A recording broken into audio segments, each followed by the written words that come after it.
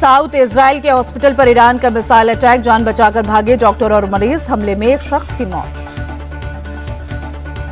Iran ने रिहायशी इलाकों में दागी मिसाइलें, नेतन्याहू बोले तेहरान में बैठे तानाशाहों को इसकी कीमत चुकानी पड़ेगी। ईरान पर इजरायली सेना के ताबड़तोड़ हमले, इराक हैवी वाटर रिएक्टर पर किया अटैक, फिलहाल किसी तरह के रेडिएशन का खतरा नहीं। ईरान के करज में भी इजरायल का हमला, मैसामी बेस पर आईजीएफ ने जमकर बमबारी की। इजरायल का ईरान के 20 से ज्यादा ठिकानों पर हमला, ईरान के न्यूक्लियर और मिसाइल साइट पर किया अटैक, 60 फाइटर जेट्स से हमला किया। इजरायली हमलों से ईरान में अब तक 639 लोगों की मौत, 1329 से ज्यादा घायल, मरने वालों का आंकड़ा बढ़ने की आशंका। राष्ट्रपति ट्रंप ने ईरान पर हमले के प्लान को किया मंजूर। ईरान ने अगर न्यूक्लियर प्रोग्राम नहीं रोका तो अमेरिका कर सकता है हमला, अमेरिकी मीडिया के हवाले से खबर। ट्रंप की चेतावनी के बाद खामेनेई का पलटवार, बोले किसी भी कीमत पर ईरान सरेंडर नहीं करेगा। खामेनेई ने कहा ईरान को सरेंडर के लिए कहना बेवकूफी है, इजरायल को ऐसा सबक सिखाएंगे कि उनकी पुश्तई याद रखेंगी। खामेनेई के सरेंडर नहीं करने वाले बयान पर राष्ट्रपति ट्रंप का जवाब, मैं उन्हें शुभकामनाएं देता हूं, पहले मैं शिकार था, अब मैं शिकारी हूं। राष्ट्रपति ट्रंप बोले ईरान बहुत मुश्किल में पड़ने वाला है, मैं क्या एक्शन लूंगा ये सिर्फ मुझे पता है। इजरायल का खामेनेई को टारगेट कर हमला, तेहरान के पूर्वी और उत्तर पूर्वी हिस्से पर हवाई हमले किए। इजरायली पीएम नेतन्याहू ने समर्थन देने के लिए अमेरिकी राष्ट्रपति ट्रंप को कहा धन्यवाद, साथ खड़े रहने के लिए जताया आभार। ईरान इजरायल के बीच जारी जंग पर पुतिन का बड़ा बयान, कहा ईरान ने हमसे कोई समर्थन नहीं मांगा, हम ईरान को समर्थन दे रहे हैं। ऑपरेशन सिंधु के तहत ईरान से रेस्क्यू कर 110 भारतीय दिल्ली पहुंचे। एयरपोर्ट पर विदेश राज्य मंत्री कीर्तिवर्धन सिंह ने स्वागत किया। ईरान से भारतीय छात्रों के दूसरे ग्रुप को निकालकर आर्मेनिया भेजा गया। 600 छात्रों में 250 छात्र जम्मू कश्मीर से हैं। खालिस्तान को लेकर कनाडा का पहली बार कबूलनामा, खुफिया एजेंसी CSIS की रिपोर्ट में खालिस्तान समर्थकों को माना कट्टरपंथी, भारत में हिंसा की बना रहे हैं प्लान। पीएम मोदी ने क्रोएशिया के पीएम से की मुलाकात, दोनों देशों ने रक्षा सहयोग मजबूत करने और व्यापार, नवीकरणीय ऊर्जा और सेमीकंडक्टर सहित प्रमुख क्षेत्रों में सहयोग बढ़ाने का संकल्प लिया। भारत और क्रोएशिया ने आतंकवाद को मानवता का दुश्मन बताया, कहा यह लोकतंत्र में विश्वास रखने वाली ताकतों के खिलाफ है। क्रोएशिया की राजधानी जाग्रेब पहुंचने पर पीएम मोदी का हुआ भव्य स्वागत, पहली बार किसी भारतीय प्रधानमंत्री का क्रोएशिया दौरा। क्रोएशिया के शेरटन होटल में पीएम मोदी का अलग अंदाज में स्वागत, लोगों ने गायत्री मंत्र का जाप कर किया अभिवादन। आसिम मुनीर को आमंत्रित करने पर सिंधी फाउंडेशन के सूफी लगारी ने डोनाल्ड ट्रंप पर साधा निशाना, कहा ट्रंप भ्रमित हैं, वो राजनीतिक नहीं व्यवसायी हैं, उनकी नजर पाकिस्तान के संसाधनों पर है। ट्रंप मुनीर के लंच पर संजय राउत बोले पहलगाम हमले के दोषी के साथ ट्रंप ने लंच किया, केंद्र साहब मामले में अपना रुख स्पष्ट करें। संजय राउत बोले ट्रंप कई देशों में हस्तक्षेप कर सत्ता में बदलाव चाहते हैं, क्या वो भारत में भी ऐसा ही चाहते हैं। तकनीकी खराबी के चलते दिल्ली से ले जा रही इंडिगो विमान की दिल्ली एयरपोर्ट पर इमरजेंसी लैंडिंग, क्रू मेंबर समेत 180 लोग सुरक्षित। अहमदाबाद विमान हादसे में अब तक 210 शवों का DNA सैंपल मैच, परिजनों को अब तक 187 लोगों के शव सौंपे गए। गुजरात के पूर्व सीएम विजय रूपाणी की याद में गांधीनगर में प्रार्थना सभा का आयोजन, समर्थकों और परिजनों ने श्रद्धांजलि दी। अहमदाबाद विमान हादसे में गई थी जान। केरल, पंजाब, बंगाल और गुजरात में विधानसभा उपचुनाव के लिए मतदान जारी, पोलिंग बूथों पर वोटरों की लगी कतार, 23 जून को आएंगे नतीजे। लुधियाना पश्चिम सीट के लिए वोटिंग जारी, मतदान केंद्रों पर वोटरों की भीड़, वोटिंग के लिए लोगों में दिखा उत्साह। लुधियाना पश्चिम सीट से कांग्रेस उम्मीदवार भरत भूषण आशु ने किया मतदान, लोगों से भी मतदान में बढ़ चढ़कर हिस्सा लेने की अपील की। गुजरात की विसावदर उपचुनाव के लिए मतदान जारी, पोलिंग बूथों पर लगी वोटरों की लंबी कतार, मतदाताओं में दिखा उत्साह। केरल के नीलांबूर विधानसभा उपचुनाव के लिए भी मतदान जारी, विट्टिकुड पोलिंग बूथ पर मतदाताओं की कतार लगी। बंगाल की कालीगंज सीट पर भी उपचुनाव के लिए वोटिंग, नादिया मतदान केंद्र पर सुबह सुबह लगी वोटरों की भीड़।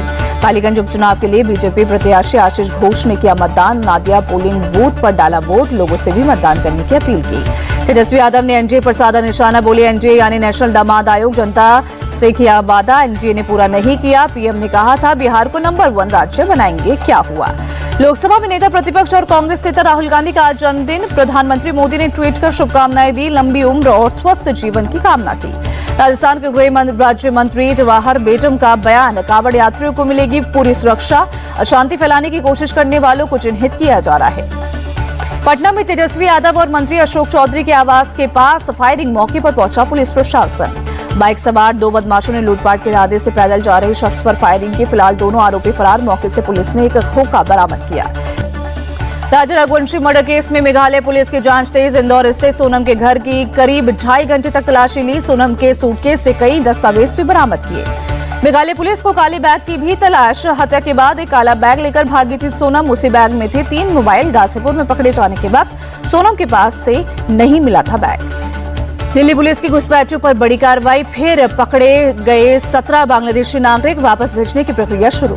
यूपी के हापुड़ में शादी के 50 दिन बाद पत्नी प्रेमी के साथ फरार। सीसीटीवी फुटेज आया सामने। परिवार के सदस्यों को नशीली दवाइयां खिलाकर कैश और जेवर भी ले गई। यूपी के अमरोहा में कार बाइक टक्कर के बाद बवाल। दबंगों ने किया आगजनी और मारपीट। पुलिस ने 3 आरोपियों को गिरफ्तार किया। मुरादाबाद में अतिक्रमण के खिलाफ एक्शन। अलग अलग इलाकों में बने अवैध निर्माण पर चला निगम का बुलडोजर। यूपी के हरदोई में अवैध संबंध के शक में पति ने पत्नी की पिटाई की। पति ने दांत से काटी पत्नी की नाक। पुलिस ने पति को किया गिरफ्तार। नागपुर सेंट्रल जेल में गांजा की तस्करी। चप्पल में छिपाकर कैदी लाया गांजा। पुलिस ने पकड़ा। कैदी के खिलाफ एनडीपीएस एक्ट के तहत केस दर्ज। महाराष्ट्र के पुणे में दर्दनाक सड़क हादसा। 2 गाड़ियों की टक्कर में 8 लोगों की मौत, 4 लोग घायल।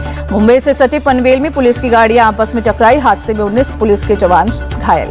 पुलिस की टीम अवैध बांग्लादेशियों को लेकर जा रही थी पुणे। काफिले में 19 गाड़ियां चल रही थी। काफिले की 3 गाड़ियों की हुई टक्कर। एमपी के गुना में दुकान की छत गिरी। हादसे में दुकान मालिक सहित 4 लोग घायल। पुलिस की टीम ने रेस्क्यू कर मलबे से लोगों को निकाला। हैदराबाद में पुलिस ने ड्रग रैकेट का किया भांडाफोड़। पुलिस ने 4 तस्करों को किया गिरफ्तार। तस्करों के पास से भारी मात्रा में ड्रग्स बरामद। झारखंड के लातेहार में प्रतिबंधित उग्रवादी संगठन का सब जोनल कमांडर का आत्मसमर्पण। पुलिस के सामने किया सरेंडर। दिल्ली एनसीआर में आज बारिश का येलो अलर्ट। 24 जून तक गरज चमक के साथ हल्की से मध्यम बारिश का अनुमान।